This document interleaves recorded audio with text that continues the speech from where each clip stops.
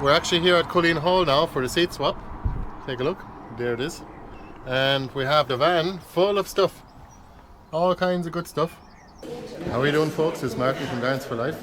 So we're here at the seed and plant swap of spring 2022, and I'll just show you around a little bit just to see what kind of plants we have and seeds. We brought in some extra trays as well and pots. Here's a dahlia tuber, some Jerusalem artichokes actually, with fusau and white truffle. We brought in yacon. A lot of plants have already left the premises and people are very happy. We also have some tea and coffee and cake.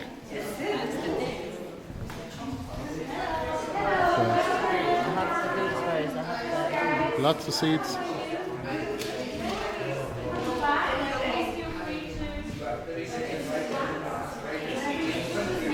A lot of home saved seeds as well, and lots of flowers and vegetables as well.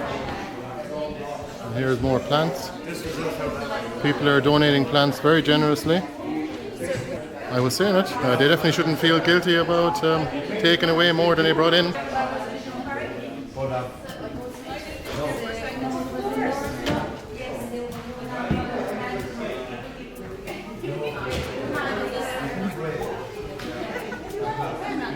Hello. Hello. You can never have enough stickers. And look at this for a bouquet. Wow. 3 different types of kale. 2 different Portuguese kale and red Russian kale.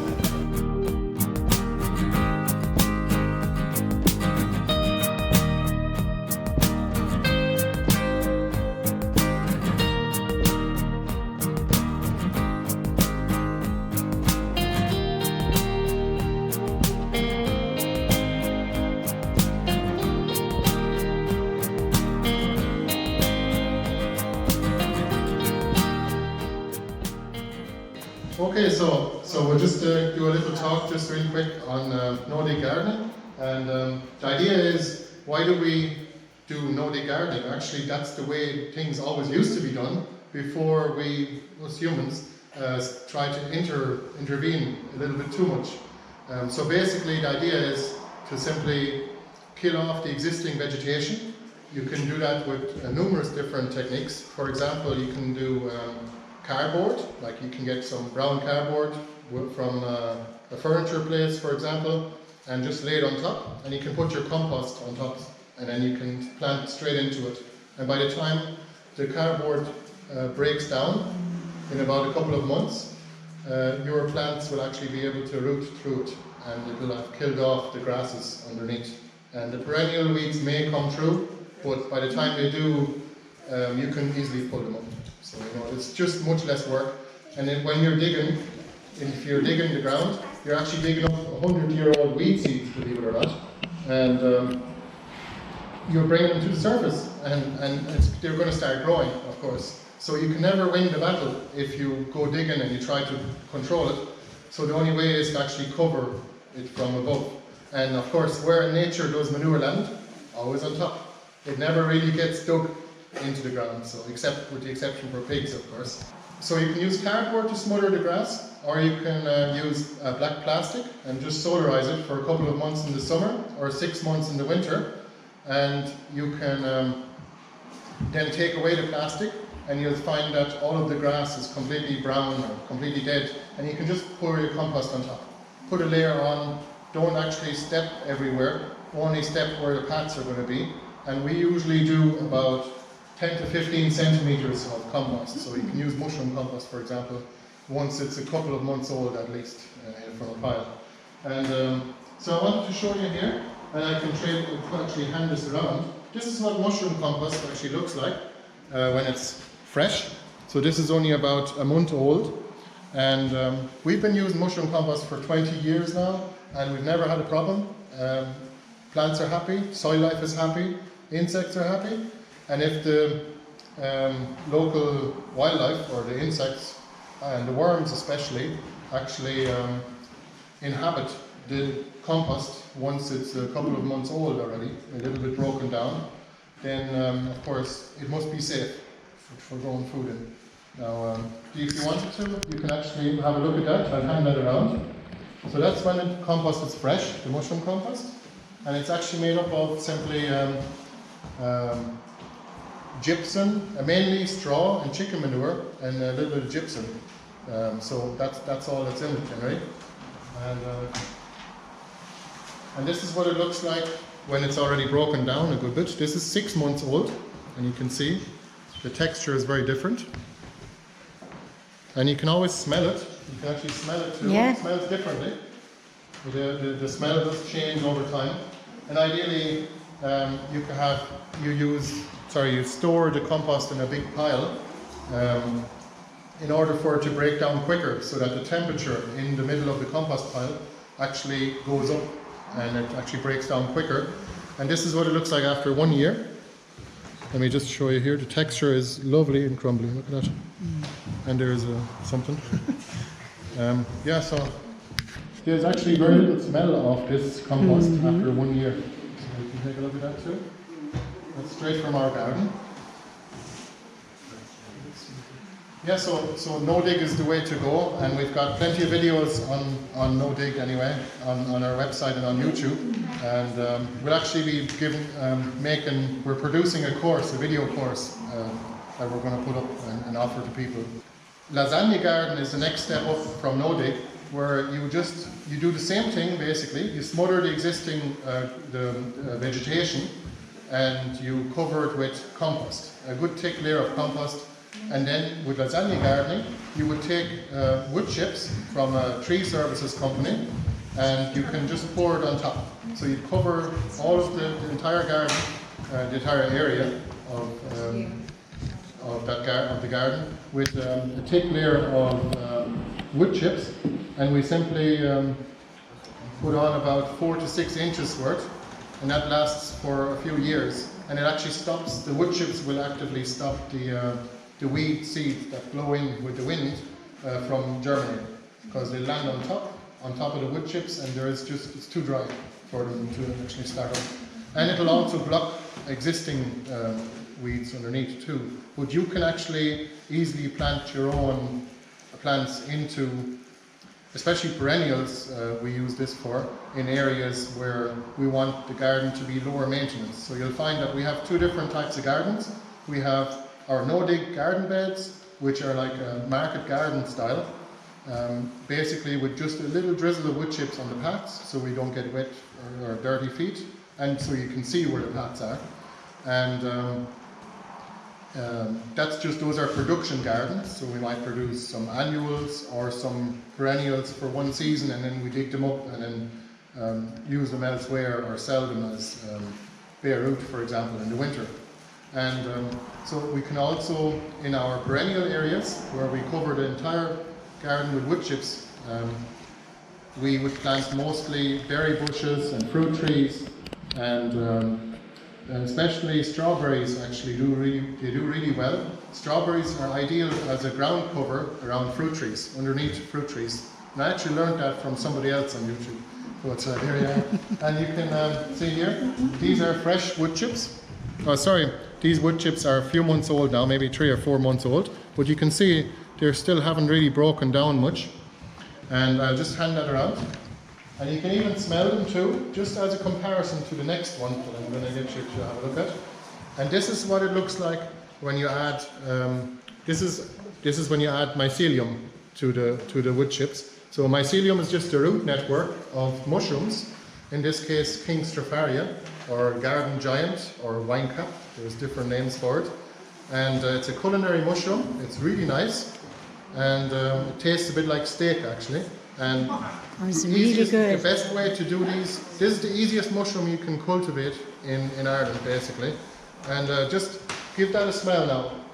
Mycelium actually binds the wood chips together, and some people actually use that for making insulation as well. So there is a new processes where they use mushroom mycelium to make a real insulation for houses, and it's meant to be really good and sustainable as well. So the idea is that the mushroom King Stropharia actually is a symbiotic mushroom, and it actually connects to the plant's roots, and it extends the root system of the plant, and it actually gathers minerals and water, whatever the plant is looking for. Somehow the plant communicates with the mycelium, and it actually gathers whatever the plant needs in return for sugar from the photosynthesis. And that actually is how most things work in nature. You'll find when you plant certain plants together in a very dense group, plants can actually benefit one another. Plants have exudates, it's called, and they're basically putting the excess or the surplus in fertility back into the root system, and just to attract soil life. And then that brings up the fertility around the plant's roots. So the plants are a little bit selfish in that, but at the same time, they're always giving back in the ecosystem.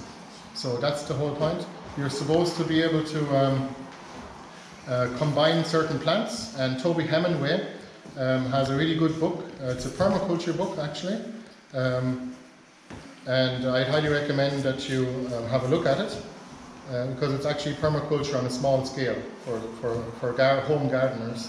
And he talks about that a lot. Where, what's the name of that now? Gaia's Garden is the name of the book.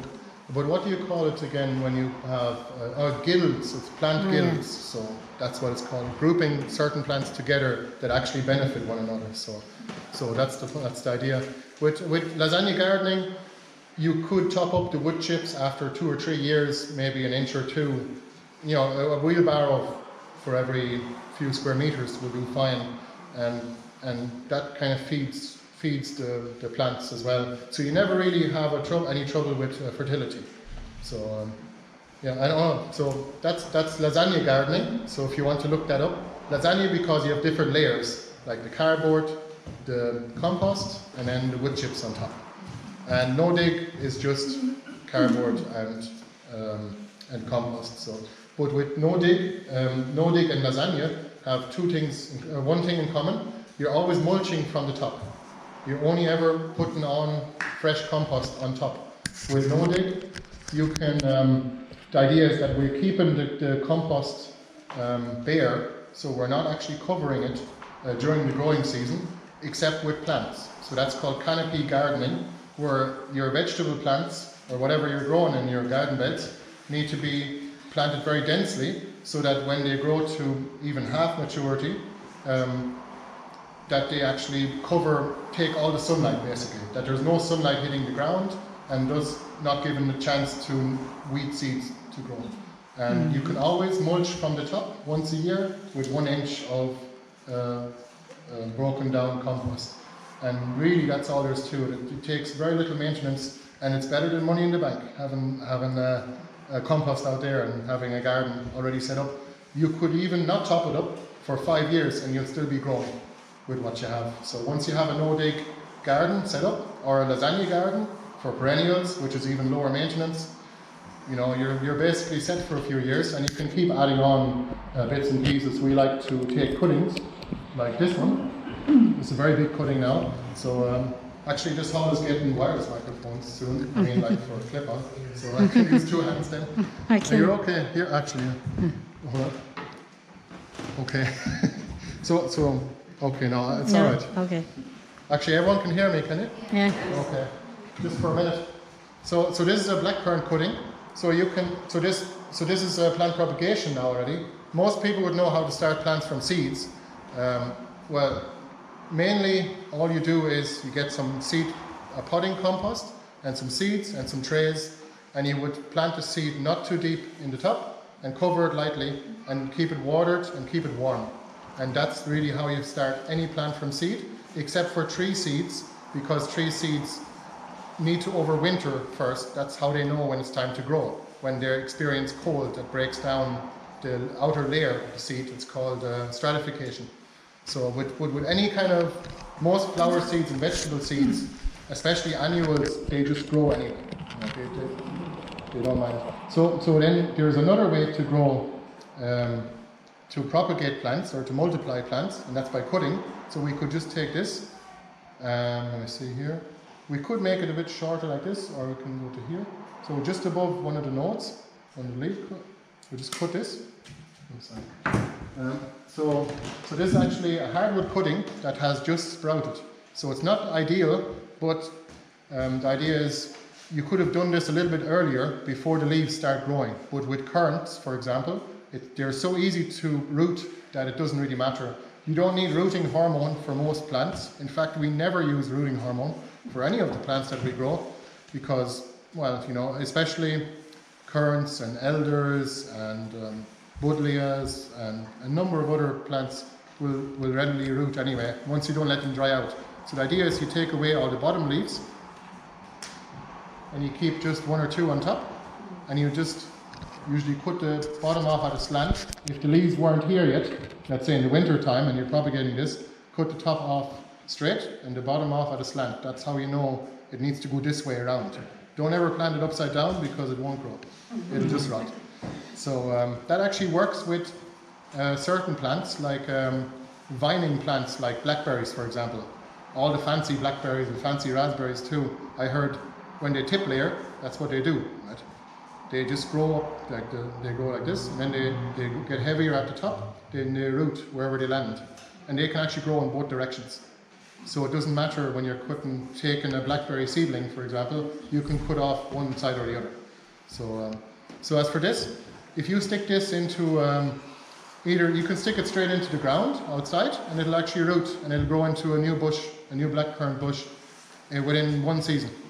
But remember, with blackcurrant, with any kind of currants at all, it's always the second year's wood that makes the flowers and the berries. So that's how it does it. So when you're cutting it back, you need to keep them cut back anyway, and then you can get the cuttings and make more plants. Or you can give the cuttings to other people and then they can propagate them. Then you can also stick this straight into potting compost. Just make sure it doesn't dry out, and that's the key. So I wanted to show you. Let's say if we take the top, for example. So you'd have to. There's too many leaves here, so you'd have to take away the majority of the leaves, like that. And that's still too many leaves for. You need to think of it proportionately to the size of the cutting. That's going to dry out because these leaves need a lot of water. So you take away the majority of them. Do something like this. Just take the top off. And don't be afraid, the plant will come back, and then just keep maybe that many, and that will grow for sure. And that's how you grow plants from a cutting. And you can do the same thing with softwood cuttings, which is just the green wood, the fresh wood in late spring or in early summer.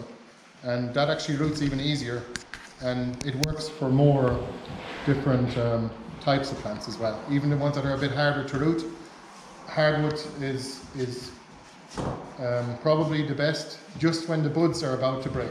So in late winter is the best time to actually propagate things that are hard to propagate from cuttings. For example, gooseberries. I found gooseberries are easy to propagate by tip layering them, because that's what they like to do, where this branch here is flexible and it just tips down, and wherever it touches the ground, it actually makes roots here. And it makes a new plant in one season, and then you can cut it off, and you've got another gooseberry plant. Or you can do it by cuttings, but they dry out very easily, so be careful. Yeah, we just started a membership for anyone that's interested, and you guys online that couldn't be here today. I just want to let you know about the member support community. If you want to support the work we do and the content we create, you can become a member, and we have and you get a number of benefits with that, and I'll list them up. It's just gardensforlife.ie/members, and you can take a look there. And so we'd appreciate it very much. And there's actually a discount code. Early Bird 30 is the discount code. You get a 30% discount for our memberships now. Yeah, okay. That's all there's to it. Thanks very much. Thank you.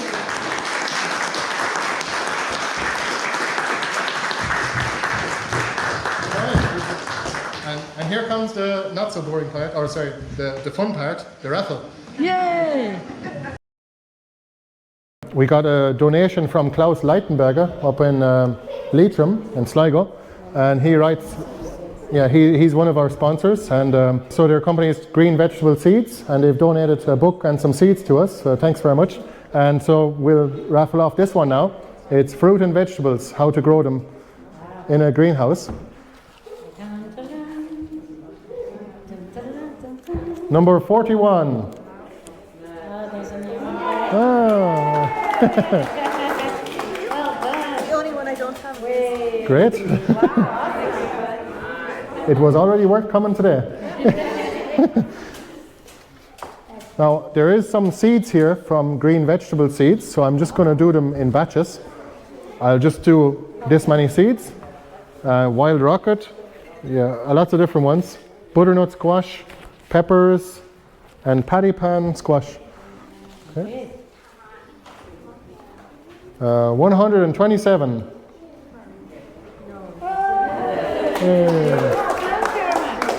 You don't need to give me the ticket. There you go.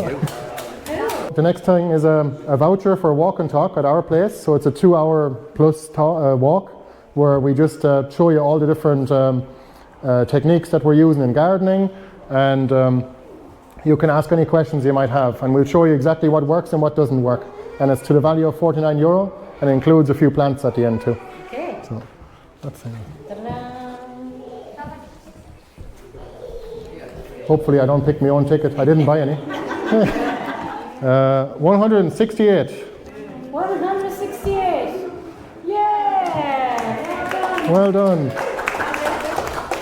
Next up, a lovely bouquet from River Cottage Gardens, which has been donated. Oh, sorry, Riverview Cottage. And yeah, so she makes, Catherine makes lots of bouquets and that kind of flower arrangements and that kind of stuff. So yeah, so if you want to look her up. She's actually not officially a sponsor, but she's still sponsored something. Yeah. Number 77. 77. And there's a name. T. Scully. Californian poppy. Wow. It's the orange one, and it's actually perennial, and it also serves seeds, so be careful. Because your whole garden is going to be full of orange next year. Yeah. Orange garden. It's good though when things serve seed, because you don't have to buy the seeds again. 160. 160.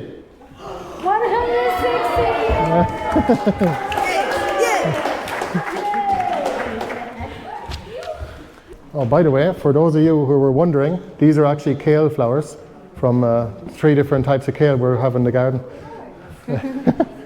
And they are edible. They're just like, they taste exactly like broccoli actually. Next up is the €50 voucher for Future Forests, futureforest.ie. They're in Cork and Bantry, and they've got loads of awesome berry bushes and trees and plants and whatnot. So that's a good prize to get. 157. 157. Yay, well done. Here you go. Now you don't need to give me the ticket. Okay. Doesn't matter. Here's an envelope for it. That's lovely. And 1 second. One more thing, and a business card from them. So this is actually a ladybird poppy, and it's perennial apparently. They're very frost hardy, and they've really lots of little red poppy flowers with black dots. It's beautiful. Yes. Number 167. It's all the high numbers. Yeah. Oh my God! Well done, it's your lucky day. It is your lucky day. Now we'll do a lavender, English lavender, next. It's perennial, of course. It's very hardy. Let's do this. Another high number, 151. 151. Yay, well done. There you go. All right, thanks for watching the show. The seed swap is finished now. We're just tidying up here. And we'll have another one in a couple of months' time, so please do come along now that you've seen what it's all about and what to expect. And we'll see you at the next one. Bye-bye. Thanks for watching.